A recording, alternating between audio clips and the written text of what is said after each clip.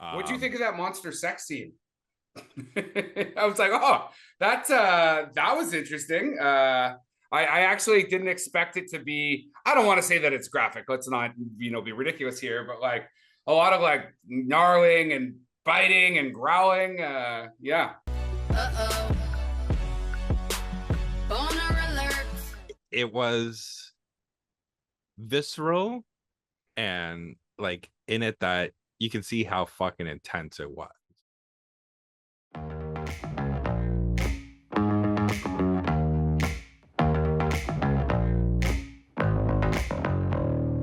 We got a special episode for you, hot off the press. We're discussing this film that opens on October 25th. We're talking movies, we're talking Your Monster, starring Melissa Barrera and Tommy Dewey. Written and directed by Caroline Lindy. Chris, do you mind if I just really need a hug right now?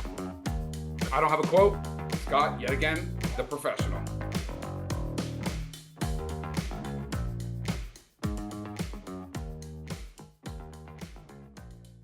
Hey everybody, and welcome to this week's episode of How'd You Like That Movie? As Scott said, this film is going to be releasing October 25th. So if you're listening to this podcast on its release date, you are ahead of the curve. So Scott, on Your Monster, take us away.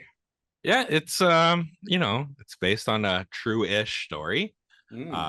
So that's how it's being advertised. That's interesting.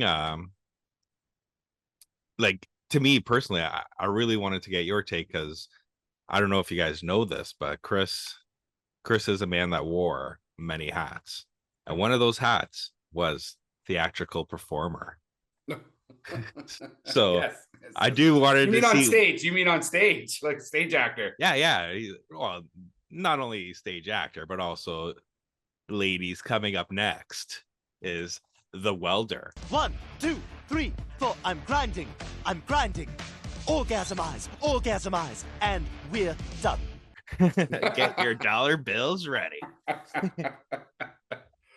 But yeah, like I wanted to get more, like not just in terms of the technical story wise, like how do you feel when they do that scene? Like there's a whole section of this movie is the preparation of this Broadway play. Like, did you find that like super accurate, that you're getting like fucking anxiety, like fuck, I remember doing this, not being off book, being on book, like fuck? Oh, you're talking like the table reading and stuff like that. Yeah, man, listen, okay, first off, it's considered an anti-rom-com. It's funny, it's a solid little piece of work. It is the breakout piece from writer-director Caroline Lindy. It is actually based on a short film. If I can find it, I will throw it in the show notes for everybody out there. And basically you're watching a woman who was the muse essentially for her boyfriend's Broadway production. She gets cancer. He breaks up with her while she's doing cancer, and then discovers that the monster that she had under her bed as a kid is now full grown. And then, of course, romantic things and sexy time ensues. And then there's some cool revenge that happens. But yeah, to answer Scott's question, yeah, man, I mean, like if you've done theater, you know kind of how these things play out. There's a bunch of, the prep work and stuff like that. I mean, Melissa Barrera is in it, which is really like such a great role for her because of her musical theater background. Yeah, I don't know, man. I would argue there's not a ton to say about this film in the sense that it's pretty much like, other than the like anti rom-com, as in it's not like the candy coated style rom-com. It's more like I don't want to say gothic, but like darker romantic comedy. It's a pretty straightforward film. Well, like, what did you think of it as a film in general?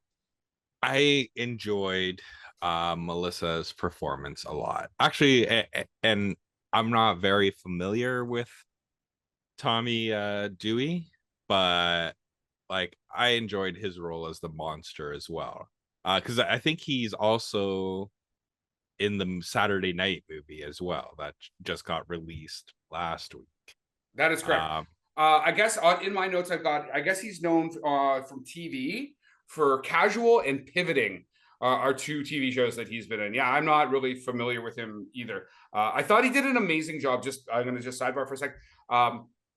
Being able to really give a solid acting performance under all that prosthetics. Like, Yeah, like one of my favorite scenes was watching him do Shakespeare. It reminded me, do you remember like back in the day Are you talking about the Beauty and the Beast TV show?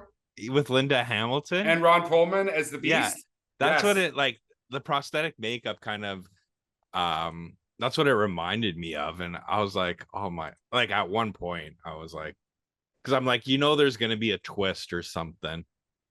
And at one point I thought it was like, is this gonna be like one of those like this is actually like a sequel to that show that you don't really realize till the end, but it's not. But yeah, all in all, I think time-wise, I think the runtime was good. Like I didn't feel like it went on too long. Like it's a good solid hour 30. I think her performance again, I think both performances were like solid and captivating, that like it made you want to pay attention to it. But I think the thing for me that kind of faltered was like the side characters, like technically the B story, like I didn't really care for it. Like, well, the what would you say is the boyfriend. B story? The B story is her getting the role, right? Like, Well, I was thinking or more like or is the A story that? ex-boyfriend.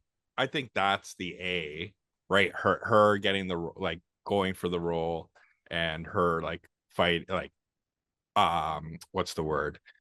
Her Like finding auditioning and her, stuff? like her finding herself, like who her true self is, with her monster by her side, Mhm. right? Letting her whole being show.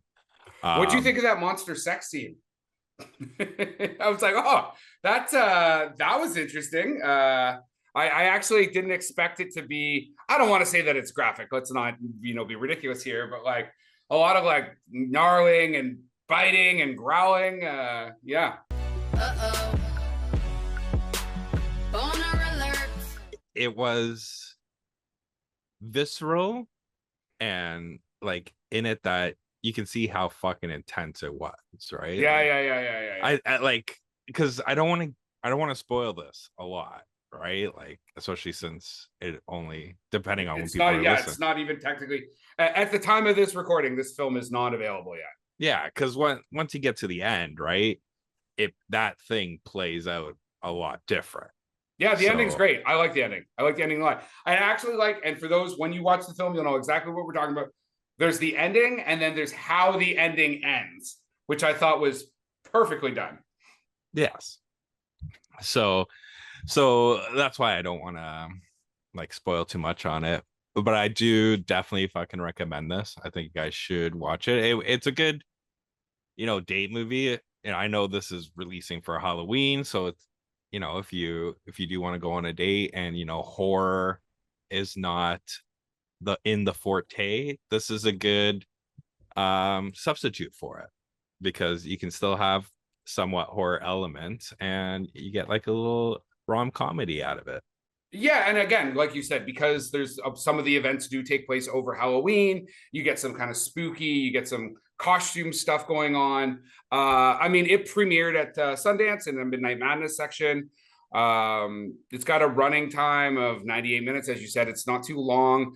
The critics gave it an 83. We don't have an audience score yet, obviously, because it hasn't been released.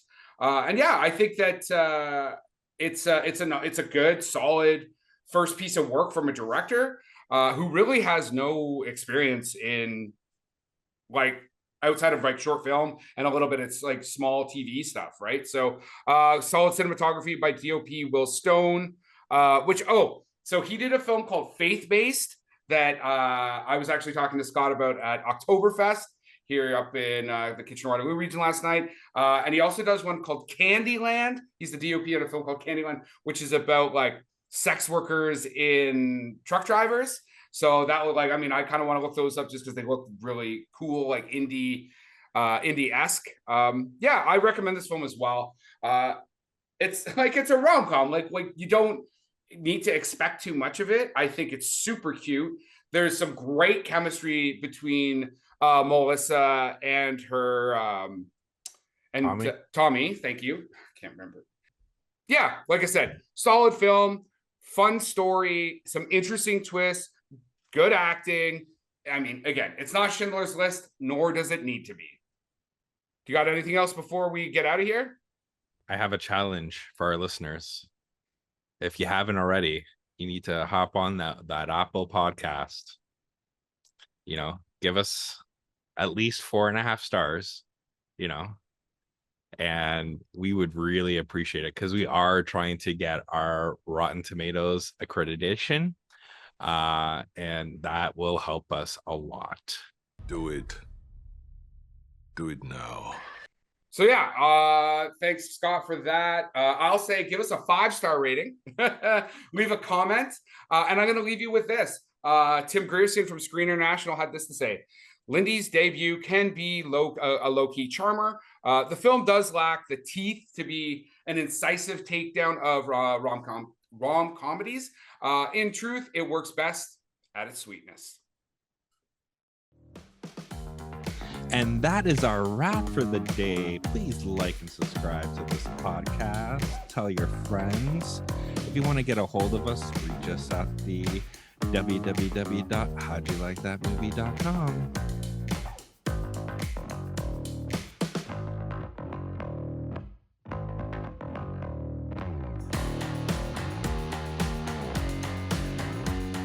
So, Scott, yeah, solid little film. And I feel like maybe you and I, and this will make more sense to all those people who have seen it, I feel like I may not actually know this ending the way it was intended to after a little brief conversation off the show here. Yeah, or the way I interpreted it could be different. So we would love for you guys to comment below on what you think the ending of this movie is.